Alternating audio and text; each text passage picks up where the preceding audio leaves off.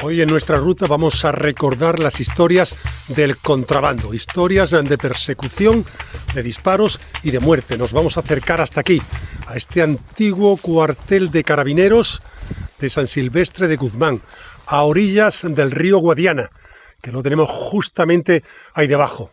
Salvo una pequeña vega que tenemos un poco más abajo, esta es una zona con una pendiente bastante fuerte hasta llegar al río. Vamos a seguir las sendas de los mochileros, de los contrabandistas, esas sendas que había que conocer bien, que bordeaban el río hasta las zonas de paso, que se cruzaban o bien a nado o bien con la ayuda de los barqueros.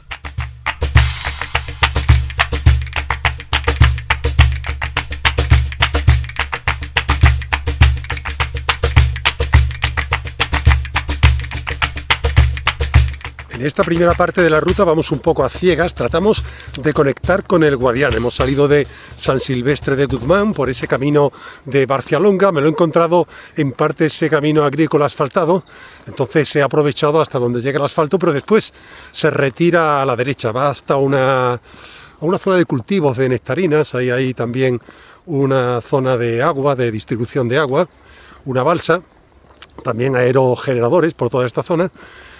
Y ya el camino se desvía otra vez, como si regresara a San Silvestre. Entonces hemos dejado el coche ahí, en una explanada, junto a otros coches de personas que probablemente trabajan en las explotaciones agrícolas aledañas.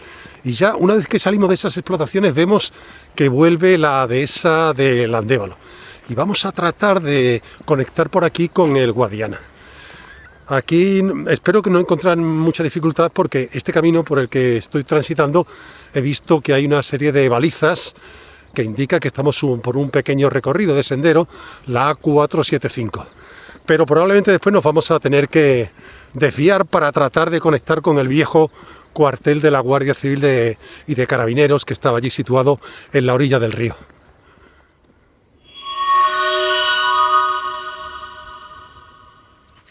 Ya por aquí el camino, como podéis comprobar, no está asfaltado.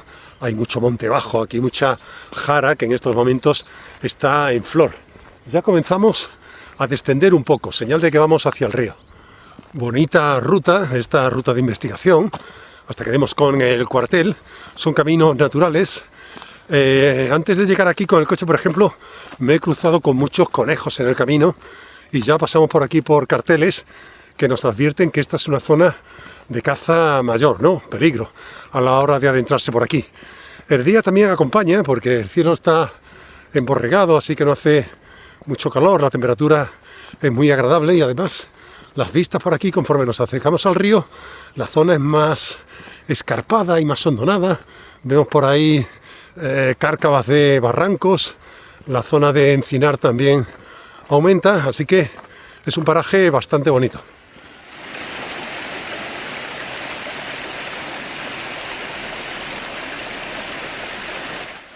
El camino de Valderrasco baja hasta una hondonada donde encontramos represas a izquierda y a derecha en el curso de este arroyo. Hemos subido un poco para ver si estaba circulando el agua y efectivamente está corriendo un poco más arriba. Es una zona como paradisíaca, un pequeño vergel, lo que vemos por aquí, ¿no? Vemos palmeras y grandes eucaliptos aquí en esta pequeña cañada.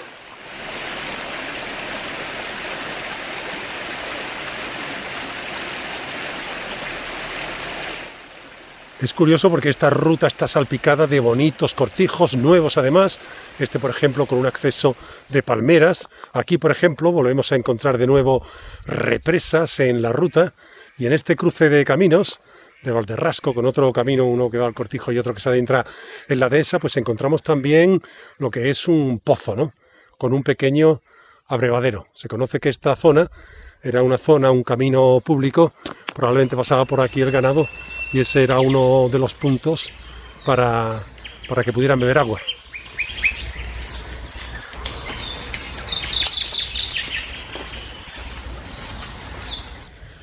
Otra característica del recorrido es el viento. Vamos a encontrar en la cúspide, en la cresta de los cerros, la presencia de los aerogeneradores.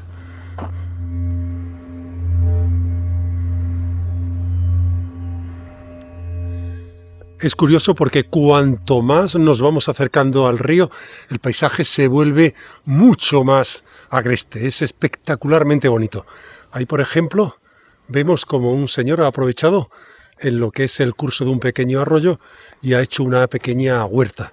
Te sorprende porque todo esto parece un paraje olvidado, ¿no? Entre San Silvestre y el río Guadiana, ¿no? No parece que vayas a encontrar mucha gente por aquí, más bien estos son zonas de cotos privados de caza. Por ejemplo, he visto muchas perdices que me han salido ahora también. Es una zona además con mucho acebuchal, mucho monte bajo. Y sorprendentemente también vamos viendo cada vez más casas derruidas en el entorno. Da muestra un poco quizá de la importancia que tuvo toda esta zona en su día. Aquí, por ejemplo, tenemos una, vamos a adentrarnos, está prácticamente derruida.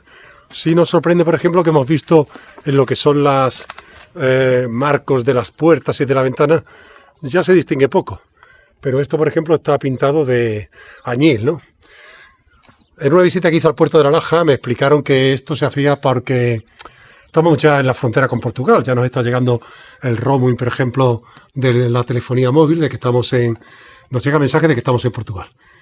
Esto se hacía para para ahuyentar a los insectos, las moscas y todo eso, sobre todo en verano. Vamos a adentrarnos, esto está ya completamente, lo que vemos aquí está casi destruido, se conserva.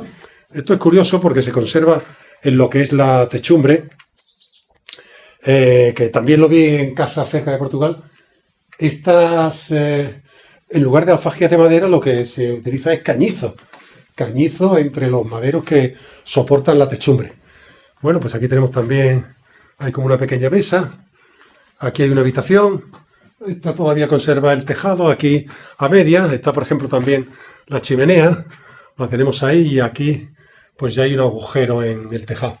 Y si ya vamos a pasar a esta otra dependencia, aquí ya, pues aquí ya se ha caído por completo. Nos queda un resto aquí, vamos a ver si no se cae estando yo aquí. Bueno, vamos a pasar por aquí, porque aquí tenemos por ejemplo otra habitación. Y esta sí que ya el tejado está ahí aguantando a duras penas. Este trocito del tejado. Esta alfajía, por ejemplo, sí son de madera. Es probable porque a lo mejor tuviera otra dependencia en la parte superior. Qué lástima, ¿no? Que todos estos cortijos de esta singular belleza, que aquí se conservan lo que es otra mesa de madera, de camilla, antigua, con estas patas labradas.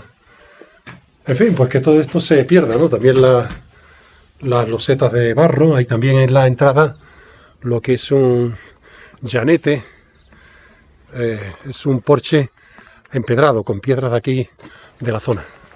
Hay otras dependencias anexas a la casa, como esta, por ejemplo. Aquí tenemos un horno con ladrillo rojo macizo para que aguantase mejor el calor. Aquí una suerte de alacena. Es como si fuese una cocina aledaña a la vivienda, aunque tenía su entrada separada, no se comunicaban entre ellas. Salimos de aquí porque esto está ya prácticamente caído. Y bueno, vamos a seguir investigando porque por detrás también hemos visto otros recintos de piedra muy cerca de la casa. Salimos y vamos rodeando lo que es la vivienda principal. Aquí vemos, por ejemplo, lo que son las traseras del horno. Las traseras del horno, que también está derruido. Es una lástima porque dentro hay un perfecto habitáculo hecho con ladrillo rojo. Y aquí esta es la dependencia que daba con la alacena, que también aquí tiene como una pequeña entrada por la parte posterior. Bueno, pues ya vamos rodeando lo que es la vivienda y ya lo que vamos observando por aquí son diferentes dependencias anexas a la vivienda principal. Encontramos hasta 3. 2 aquí por la parte frontal que están, pues eso, prácticamente destruidas, ¿no? Y aquí una más que entra por un lateral de la vivienda. Aquí ya casi no se puede entrar porque tenemos los matojos, pero bueno, tampoco merece la pena porque lo que encontremos está todo prácticamente destruido. Bueno, todo estaba construido con piedras de aquí del entorno, teja roja, encaladas, y es muy posible que estas pequeñas dependencias fueran viviendas, porque antes las personas pues vivían en viviendas, en cuartos muy pequeños. Toda esta zona tenía al parecer un próspero negocio relacionado con la agricultura, con la ganadería y con el contrabando. Estamos en la zona de la Raya. El Guadiana delimita lo que son las fronteras de España y de Portugal.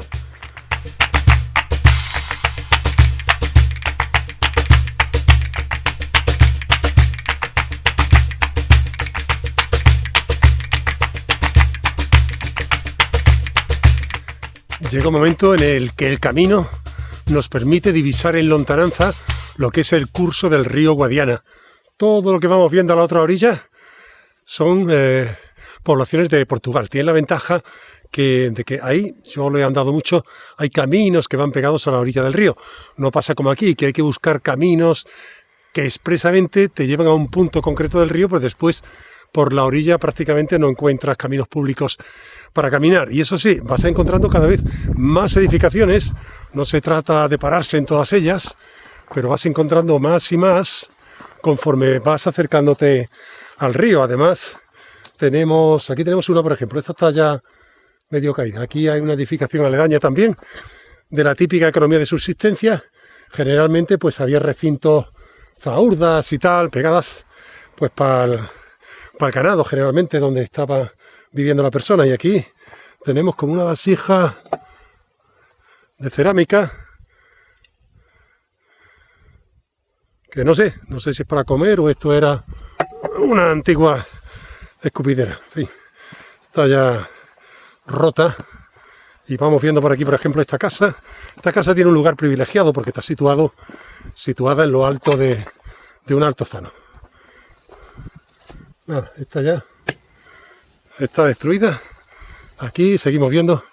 Esa, por ejemplo, es más moderno. Eso era para el ganado, para abrevadero, para comer, para dar de comer al ganado.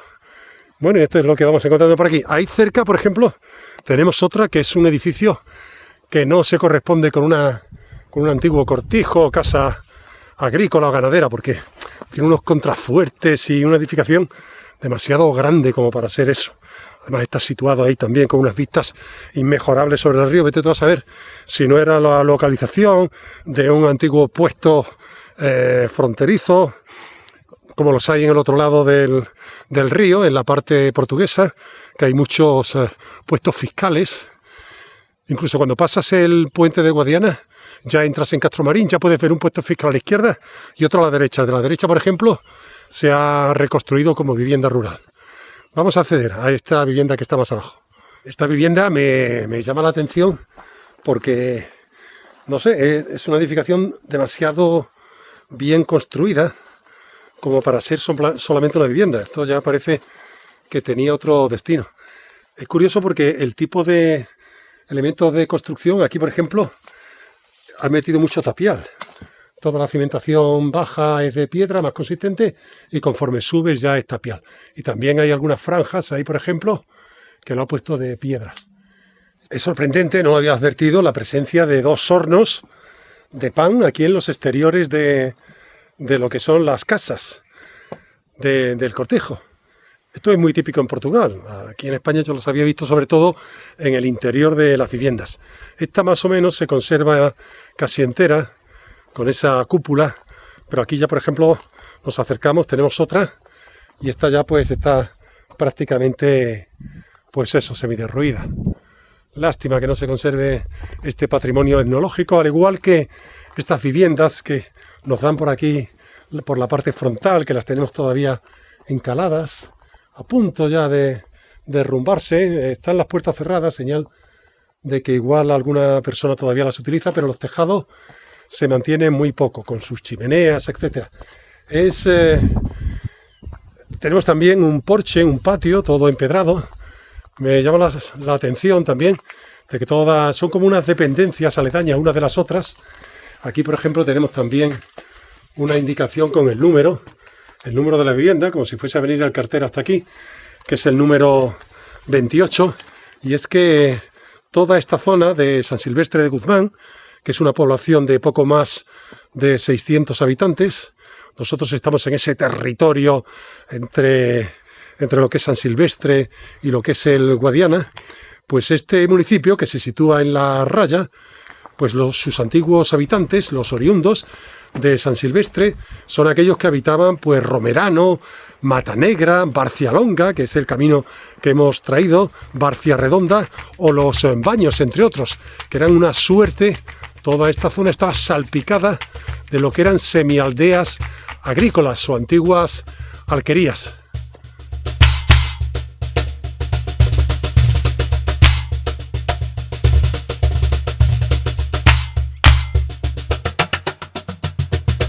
En el río Guadiana vas a encontrar restos de antiguas civilizaciones, ya que se encuentra pegado al río, en una zona fértil, con agua abundante, propicia para la agricultura y la ganadería. Existen restos de calzada romana paralelos al río. Es el camino de los legionarios imperiales en dirección a Emérita Augusta, a Mérida. Miles de pasos andando, disfrutando de un Guadiana que ya avanza hacia el mar.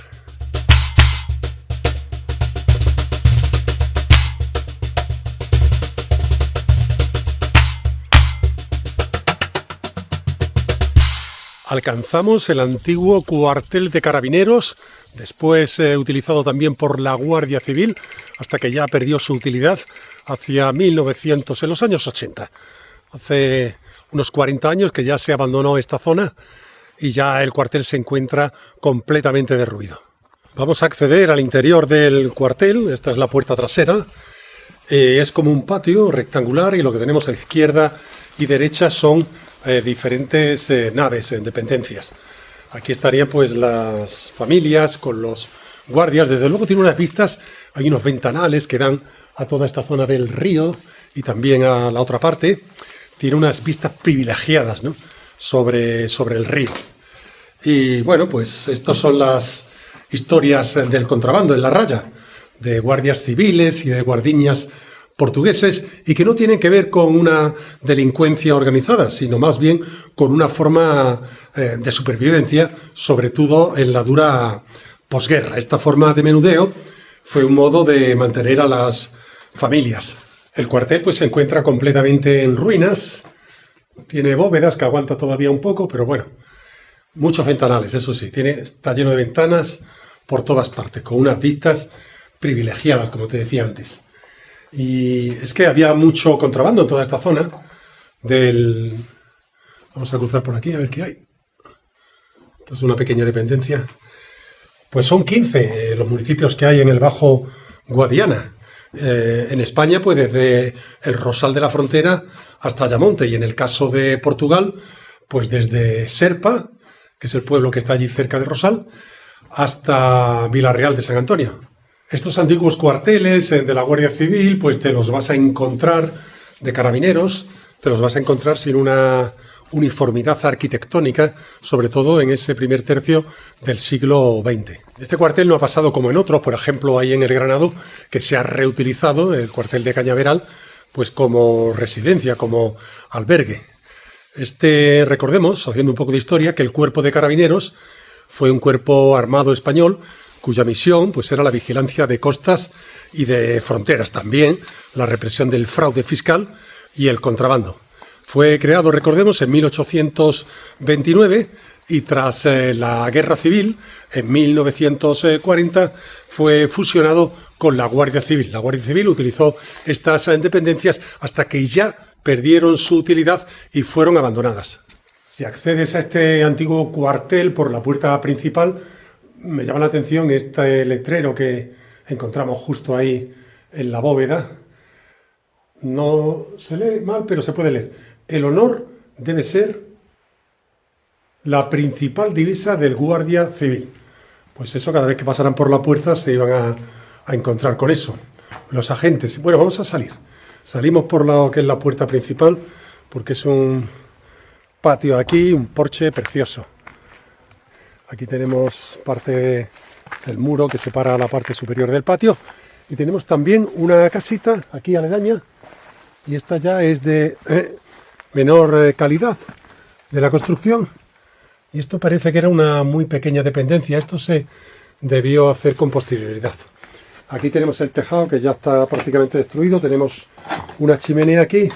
Y aquí parece lo que era una antigua cocina de obra.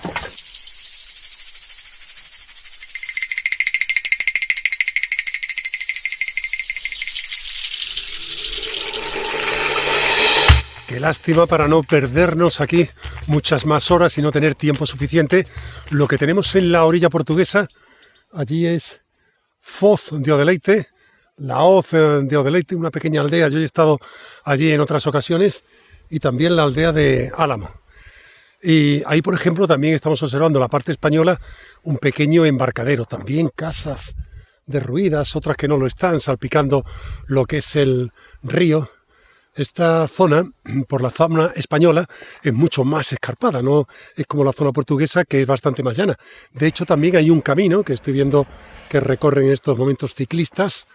Hay un camino que va pegado a la orilla del río, no pasa con la parte española. Aquí, los contrabandistas, al igual que yo, tenemos que buscarnos la vida, porque ahora hacer la senda paralela al río es un poco más complicada de lo que se podría esperar.